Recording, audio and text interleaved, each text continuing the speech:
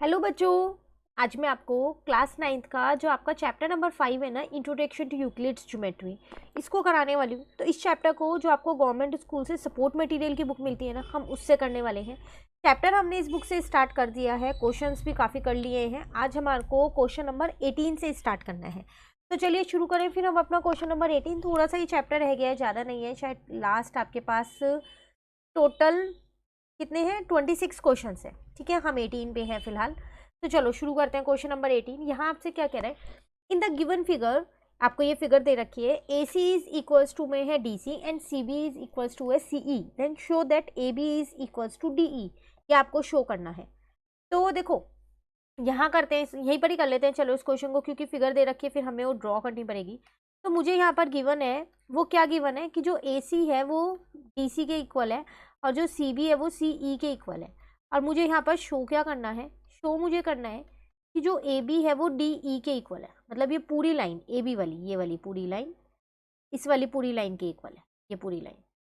ठीक है, ये आपको शो करना है। अब अगर हम अपना सॉल्यूशन देखें यहाँ पर, तो देखो मुझे यहाँ दो चीज़ें गिवन थी, A C is equals to में सी डी और C B is equals to में सी ई। इसको इक्वेशन 1 लेती हूँ, इसको इक्वेशन 2, और साथ साथ लिख भी दूंगी कि ये मुझको गिवन है। अब अगर मैं इन दोनों इक्वेशंस को ऐड कर दूं, ठीक है ना, तो एडिंग इक्वेशन 1 एंड 2 कर दूं, तो इसका मतलब लेफ्ट हैंड साइड को लेफ्ट हैंड साइड से ऐड करूंगी और राइट हैंड साइड को राइट हैंड साइड से ऐड करूंगी। ठीक है, अब ए सी में जब सी बी ऐड करूंगी तो ए बी आ जाएगा, और डी सी में जब सी ई ऐड करूंगी तो डी ई आ जाएगा। हैंस प्रूव, यही प्रूव करना था। अगर हम बात करें इसमें हमने कौन सी एग्जाम लगाई है, तो इसमें हमने लगाई है अपनी एग्जाम 2, क्योंकि एक इक्वल में इक्वल को ऐड करते हैं तो होल भी इक्वल हो जाता है ना। सी बी और सी ई इक्वल थे ना, उन दोनों को मैंने इसमें ऐड करा तो ये भी मेरे क्या होगा, इक्वल हो जाएंगे। तो इसमें एग्जाम भी आपको साथ साथ लिख के आनी है कि आपने कौन सी लगाई है। क्लियर है। चलिए क्वेश्चन नंबर 19 पे आते हैं। यहाँ आपसे क्या कह रहा है, prove that every line segment has one and only one mid point. अब आपको ये प्रूव करना है कि जो एक लाइन सेगमेंट होती है ना, जैसे अगर मैं ये एक लाइन सेगमेंट बना दूं ए और बी, तो इसका सिर्फ एक ही एक मिड पॉइंट हो सकता है। सी ले लो, डी ले लो, कुछ भी, एक से ज़्यादा नहीं हो सकता। ये आपको इसमें प्रूव करना है। ठीक है, तो इस क्वेश्चन को यहाँ पर करते हैं, क्वेश्चन नंबर 19 को, क्योंकि इसमें थोड़ी स्टेटमेंट हमें लिखनी पड़ेगी। अब हम क्या करते हैं, यहाँ पर ना एक लाइन सेगमेंट खुद से कंसिडर कर लेते हैं। तो पहले हम यहाँ लिख देते हैं उस चीज़ को कि let us considered a line segment A B. ठीक है, अब मैंने क्या किया, जो ये मेरी लाइन सेगमेंट है ना, इसके मैंने एज्यूम कर लिया यहाँ पर कि दो मिड पॉइंट है सी ओ डी। मतलब सी ओ डी दो मिड पॉइंट मैंने इसके मान लिए, ये सिर्फ अभी मैंने एज्यूम किया है। Assume that it has two mid points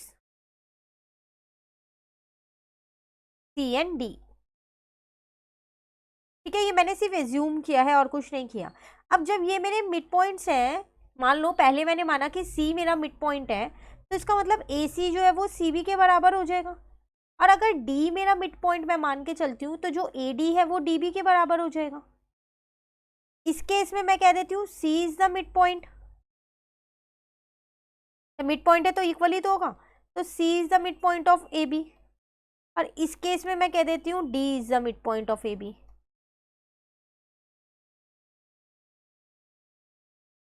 ठीक है, अब हम यहाँ पर क्या कर सकते हैं, ये दो इक्वेशंस मेरी यहाँ पर बन गई है।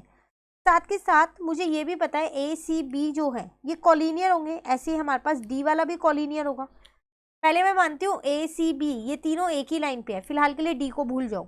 तो इसका मतलब ए सी प्लस में सी बी जो है वो किसके इक्वल होगा, ए बी के।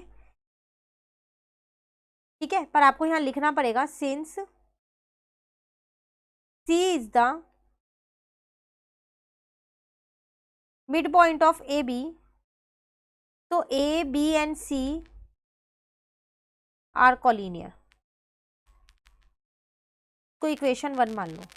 उसी तरीके से अगर मैं डी को मिड पॉइंट मान रही हूँ, तो फिर ए बी और डी कॉलिनियर होंगे, अब सी को भूल जाओ। तो उस तरीके से फिर ए डी प्लस में डी बी जो है वो ए बी के इक्वल हो जाएगा। इसको मैंने इक्वेशन 2 मान लिया। अब अगर मैं इन दोनों इक्वेशन से देखूं अपना, फ्रॉम इक्वेशन 1 एंड 2, तो मेरे पास ए सी प्लस सी बी जो है वो किसके इक्वल आ गया, मेरे पास A D plus D B के इक्वल आ गया। अब ए सी और सी बी तो मैंने ऊपर प्रूफ किए थे, दोनों इक्वल थे, तो मैं ए सी प्लस सी बी की जगह भी ए सी ही लिख देती हूँ, और ए डी और इसकी जगह भी मैं क्या करती हूँ, यहाँ डी बी लिख देती हूँ। ठीक है, डी बी की जगह ए डी ही लिख देती हूँ, क्योंकि वो दोनों भी ऊपर इक्वल प्रूफ कर दिए थे। तो ये आ जाएगा 2ac इज इक्वल्स टू में 2ad, 2 से 2 कट कर दूंगी तो ac इज इक्वल्स टू में ad आ गया। देखो जरा, ac जो है वो ad के बराबर है, क्या ये इक्वल है? नहीं है ना। क्यों नहीं है? क्योंकि ये जब तक c और d एक के ऊपर एक नहीं हो गए तब तक ac और de इक्वल हो ही नहीं सकते। तो दिस इज अ कॉन्ट्राडिक्शन। जो मैंने ऊपर एज्यूम किया है ना कि जो मेरे 2 पॉइंट्स हैं यहाँ पर c और d वो मिड पॉइंट्स है, वो मैंने गलत एज्यूम किया है। तो दिस इज अ कॉन्ट्राडिक्शन, उसे बोलते हैं कॉन्ट्राडिक्शन। और ये क्यों है कॉन्ट्राडिक्शन? जब तक है अनलेस सी एंड डी जब वो कॉन्साइड नहीं करेंगे, बस। Hence our assumption is wrong. जो हमने सोचा था, जो हमने माना था कि 2 मिड पॉइंट है, वो गलत है। Our assumption is wrong. Every line segment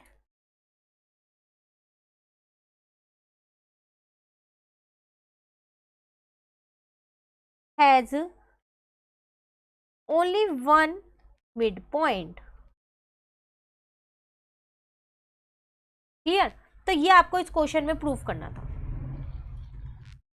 ठीक है, चलिए नेक्स्ट करते हैं क्वेश्चन नंबर 20। फिगर गिवन है, यहाँ कह रहा है in figure A and B are centre of 2 intersecting circles. देख लो ना, यहाँ पर ए और बी जो है वो सेंटर दे रखे हैं इन 2 इंटरसेक्टिंग सर्कल्स के, विच इंटरसेक्ट एट सी, जो सी पे इंटरसेक्ट भी कर रहा है। प्रूफ क्या करना है? A B is equal to A C is equal to B C. तो लाइन्स को ड्रॉ करना पड़ेगा तभी आप प्रूफ कर पाओगे। तो मैंने क्या किया, इसको इससे जोड़ दिया और इसको इससे जोड़ दिया। ठीक है, गिवन प्रूफ आपको सब लिखना है, लिखना मत भूलिएगा। अब अगर आप यहाँ पर देखें, सबसे पहली बात तो जो आपके पास ए बी है और जो आपके पास ए सी है, ये दोनों इक्वल होंगे। क्यों? क्योंकि ये जो ये वाला सर्कल है इसकी जो है रेडियस है, क्योंकि इसके सेंटर से ही तो जा रहा है। तो इसका मतलब मैं कह सकती हूँ A B and C D, A B and A C, sorry C D नहीं, A C are the radii of the circle on the left, मतलब लेफ्ट वाले सर्कल की रेडियाई है। ठीक है, तो फिर ये इक्वल होंगे, तो hence A B is equals to A C हो जाएगा। अब दूसरे वाला सर्कल अगर मैं देखूं तो इसके अंदर जो मेरा ए बी है वो भी मेरी रेडियस है और जो मेरा बी सी है वो भी मेरी रेडियस है। तो अब यहां लिख देते हैं A B and B C are the radii of the circle, radii of the circle on the right, जो राइट साइड में सर्कल है उसकी रेडियाई है। ठीक है, तो हेंस अब ये दोनों भी इक्वल होंगे, A B is equal to B C. तो इसको 1 ले लिया, इसको 2 ले लिया। अब ए बी जो है वो ए सी के भी इक्वल है और बी सी के भी। तो हेंस फ्रॉम इक्वेशन, पहले ये लिख देना, from equation 1 and 2 hence A B is equals to में B C is equals to में ए सी। जो प्रूव करना था वो प्रूव हो गया। बहुत आसान क्वेश्चन था, सिर्फ देख के लग रहा था कि ये कैसे होगा ये क्वेश्चन, पर हो आसानी से गया। क्लियर है? चलिए क्वेश्चन नंबर 21 पे आते हैं। यहाँ आपसे क्या कह रहा है इस क्वेश्चन में, Kartik and Himank have the same weight, if they each gain weight by 3 kg, how will their weight new weight be compared, state Euclid's axiom used. देखो आपसे यहाँ क्या कह रहा है कि 2 जने हैं, कार्तिक और हिमांक, इन दोनों का वेट सेम है। अब अगर दोनों ने ही 3 kg का वेट गेन कर लिया तो बताओ फिर आप नए वेट को कैसे कंपेयर करोगे और इसमें कौन सी एक्सियम लगाओगे, साथ साथ ये भी बता दो। ठीक है, तो अगेन इसमें आपको क्या करना पड़ेगा, थोड़ा बहुत लेना पड़ेगा। तो चलो ले लेते हैं, लेट कर लेते हैं। Let weight of Kartik is equals to x और weight of Himank is equals to y. Question के अकॉर्डिंग तो इन दोनों का वेट इक्वल था, तो x is equals to y था। अब दोनों ने क्या किया, 3 kg का वेट गेन कर लिया, तो गेन वेट बाय 3 kg। तो अब कैसे हो जाएगा, x में भी 3 प्लस कर दिया, मतलब कार्तिक के वेट में भी और हिमांक के वेट में भी। जब दोनों में आप इक्वल ऐड करते हो तो वो कौन सी एक्सियम होती है, एक्सियम 2। अभी हम ऊपर करके आए हैं, तो बस नीचे यहाँ पर लिख दो यूक्लिड्स एक्सियम 2 इज यूज्ड। जब दोनों में इक्वल ऐड करते हो तो होल भी जो है वो क्या हो जाता है, आपका इक्वल हो जाता है। क्लियर है? चलिए नेक्स्ट आते हैं क्वेश्चन नंबर 22 पर। इस क्वेश्चन में आपसे क्या कह रहा है, कह रहा है in the given figure angle 1 is equal to angle 2 and angle 2 is equal to angle 3, then show that angle 1 is equal to angle 3। बहुत इजी की क्वेश्चन है ये आपके पास। यहाँ पर आपसे जो गिवन है पहले वो लिख दो। तो गिवन में आपको दे रखा है angle 1 is equal to angle 2 है और angle 2 is equal to angle 3 है।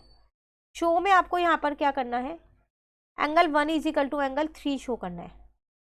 ठीक है, देखो आपको angle 1 is equal to angle 2 दे रखा है, angle 2 is equal to angle 3 दे रखा है, ये आपको गिवन है। दोनों इक्वेशन से अगर मैं देखूं, इन्हें कंपेयर करूं, तो फ्रॉम इक्वेशन 1 एंड 2 जब 1 2 के इक्वल है और 2 3 के इक्वल है तो एंगल 1 भी तो 3 के इक्वल होगा। बस ये प्रूव करना था, हेंस प्रूव्ड, ये प्रूव्ड हो गया मेरा। क्लियर है? आसान था ना क्वेश्चन 22। चलिए आते हैं क्वेश्चन नंबर 23 पे।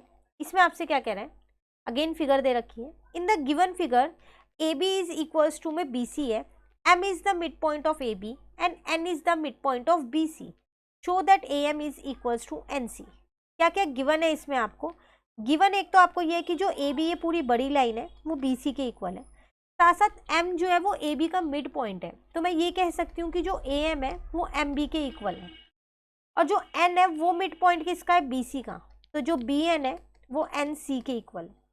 शो मुझको यहाँ पर क्या करना है, ए एम जो है वो किसके इक्वल है, एन सी के इक्वल है, ये मुझे शो करना है यहाँ। ठीक है, अब देखो मुझको पता है, अगर हम अपना सॉल्यूशन यहाँ पर देखें कि जो ए बी है वो बी सी के इक्वल है, ये मुझे क्वेश्चन में पहले से ही गिवन थी। ए बी को मैंने A M plus M B लिख दिया और इसको मैंने B N plus N C लिख दिया। अब मैंने ए एम को ए एम रहने दिया, एम बी को भी ए एम लिख दिया, क्यों, क्योंकि ये दोनों तो इक्वल थे। ऐसी बी एन को मैंने क्या किया, एन सी लिख दिया, और एन सी को एन सी रहने दिया, क्योंकि ये दोनों भी इक्वल थे, ये रहे ऊपर। अब ये मेरे पास आ गया 2 ए एम, यहाँ मेरे पास आ गया 2 एन सी, 2 से 2 कट गया, तो ए एम बराबर क्या आ गया मेरे पास, एन सी। यही प्रूफ करना था, हेंस प्रूफ्ड। क्लियर? क्वेश्चन 23। चलिए आते हैं क्वेश्चन नंबर 24 पे। यहाँ आपसे क्या कह रहे हैं, अगेन आपको फिगर दे रखी है। In the given figure angle 1 is equal to angle 3 है and angle 2 is equal to angle 4 है, then show that angle B A D is equals to angle B C D. Again बहुत easy question है ये भी। तो देखो सबसे पहली बात आपको यहाँ गिवन लिखना है। गिवन में आपको दे रखा है angle 1 is equal to angle 3, angle 2 is equal to angle 4। ठीक है, शो में आपको क्या करना है, angle B A D is equals to में एंगल बी सी डी। अब अगर हम अपना यहाँ पर सॉल्यूशन देखें तो आपको यहाँ पर पहले से गिवन है 1 3 के इक्वल है और 2 जो है वो 4 के इक्वल है, ये आपको गिवन है। और इसको मैंने एक को इक्वेशन 1 एक को इक्वेशन 2 ले लिया। अब अगर मैं दोनों को ऐड कर दूं, इक्वल में इक्वल को ही ऐड कर दूं, एक्सियम 2 लगा रही हूँ। ठीक है, एडिंग इक्वेशन 1 एंड 2, तो angle 1 plus angle 2 is equals to angle 3 plus angle 4।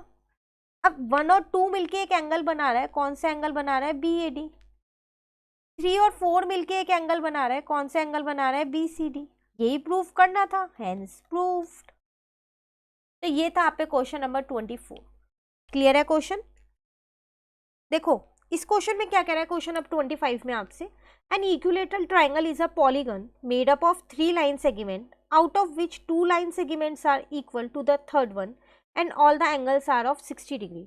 Can you justify that all sides and all angles are equal in equilateral triangle? कह रहा है एक इक्विलेटरल ट्राइंगल वो पॉलीगन होता है जो 3 लाइन सेगमेंट से बना होता है, बिल्कुल, जिसमें 2 लाइन सेगमेंट तीसरी लाइन सेगमेंट के इक्वल होती है और जिसके सारे एंगल 60 डिग्री होते हैं। तो क्या आप ये जस्टिफाई कर सकते हो कि उसकी सारी साइड्स और उसके सारे एंगल्स जो हैं वो इक्वल होते हैं? बिल्कुल। तो अब वो आपसे यहाँ पर क्या कह रहे हैं, देखो इसको सिर्फ जस्टिफाई करने की स्टेटमेंट लिखनी है। तो क्या लिखेंगे आप यहाँ पर, वो मैं यहाँ लिख देती हूँ। अगर एग्जाम में कोई ऐसा क्वेश्चन आता है तो आप सीधा वही लिखे आना जो मैं यहाँ लिख रही हूँ, ठीक है। तो ये आपके पास all the angles are 60 degree each, ठीक है, इन इक्विलेटरल ट्राइंगल एंड, आप फुल फॉर्म लिखना, ठीक है, शॉर्ट फॉर्म कहीं नहीं लिखना। 2 line segments are equal to third one, therefore जब 2 थर्ड के इक्वल हैं तो तीनों ही इक्वल हो गई फिर तो। All 3 side of an equilateral triangle are equal. ये यूक्लिड की एक्सियम है तो इसलिए तीनों इक्वल हो जाएंगी, ठीक है ना। और उसके साथ साथ जब तीनों साइड्स इक्वल हैं तो उसके एंगल्स भी इक्वल हो जाएंगे। And all angles are equal, clear. सिर्फ एक छोटी सी आपको स्टेटमेंट यहाँ पर लिख के आनी है और कुछ नहीं करना है, ठीक है। अब लास्ट क्वेश्चन नंबर 26 रह गया, उसको और देख लेते हैं, देन हमारे ये चैप्टर इस बुक से कंप्लीट हो जाएगा। इस बुक से और भी चैप्टर्स हमने कर रखे हैं। चैप्टर नंबर 1 कर रखा है, चैप्टर नंबर 2 कर रखा है, चैप्टर नंबर 12 का रखा है, चैप्टर नंबर 13 का रखा है। सबकी प्लेलिस्ट बनी हुई है तो वो चैप्टर्स भी आप कर सकते हैं इस बुक से, ठीक है। चलिए आते हैं क्वेश्चन 26 पे। कह रहा है Ram and Shyam are 2 student of class 9th, they give equal donation to the blind school in the month of March. In April each student double their donation. कह रहे राम और श्याम जो है 2 स्टूडेंट्स हैं क्लास 9th के, इन्होंने ब्लाइंड स्कूल में donation दी और दोनों ने इक्वल डोनेशन दी। मतलब अगर राम ने x दिए तो शायद श्याम ने भी x ही दी हो, या राम ने 10 रुपीज़ दिए हैं तो श्याम ने भी 10 रुपीज़ ही दिए होंगे, दोनों ने इक्वल डोनेशन दिए। अब अप्रैल के महीने में क्या हुआ, हर एक बच्चे ने डोनेशन को डबल कर दिया, ठीक है, सब बच्चों ने, तो राम और श्याम ने भी किया होगा फिर तो। अब क्वेश्चन में आपसे क्या कह रहा है, compare their donation in April. अब उनकी डोनेशन बताओ, अप्रैल में डोनेशन कंपेयर करो। सेकेंड पार्ट में कह रहा है which mathematical concept has been covered in this question. कौन सा मैथमेटिकल कॉन्सेप्ट कवर्ड होगा। तो देखो सबसे पहली बात तो आप यहाँ पर क्या करो, लेट कर लो। लेट राम्स डोनेट, राम ने कितना डोनेट किया x, और श्याम ने कितना डोनेट किया, श्याम्स डोनेट y। तो क्वेश्चन के अकॉर्डिंग इन दोनों की डोनेशन एक इक्वल थी तो x इजिकल टू y होगा। अब क्या हुआ, डोनेशन डबल हो गई। इफ डबल हो गई ना डोनेशन, इफ डोनेशन डबल, तो राम ने कितना डोनेट किया होगा, राम्स डोनेट 2x, और श्याम ने कितना डोनेट किया होगा, श्याम्स डोनेट 2y। पर इनकी डोनेशन तो इक्वल थी ना, तो फिर 2x is equals to 2y हो जाएगा। तो ये एक तरीके से x इजिकल टू y तो हो गया, अगर आप 2 से 2 काट दोगे तो उनकी डोनेशन क्या रहेगी, सेम रहेगी, चेंज नहीं होगी। तो आपसे यही तो कह रहा था, कंपेयर देयर डोनेशन, तो आप लिख सकते हो डोनेशन अमाउंट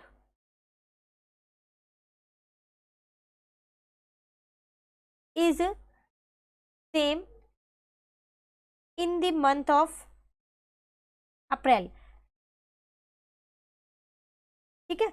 नेक्स्ट में कह रहा है which mathematical concept has been use. यहाँ कौन सा मैथमेटिकल कॉन्सेप्ट यूज हुआ, तो यहाँ पर यूक्लिड्स की एक्सियम 2 यूज हुई है। क्यों भाई, क्यों यूज हुई है, क्योंकि आपने इक्वल में इक्वल ऐड किया। इसको आप ये लिख सकते हो ना, x plus x is equals to में y प्लस वाई, और ये दोनों तो इक्वल थे, तो इसलिए यहाँ पर यूक्लिड की एक्सियम 2 यूज हो रही है। तो वो मैथमेटिकल कॉन्सेप्ट आपको यहाँ बताना था, क्लियर है। ये था छोटा सा क्वेश्चन, इसी के साथ चैप्टर कंप्लीट होता है। कहीं भी डाउट रहता है पूछ लेना, और अगर आपको आज की क्लास अच्छी लगी हो लाइक ज़रूर कीजिएगा और मेरे चैनल को सब्सक्राइब कीजिएगा। Thank you.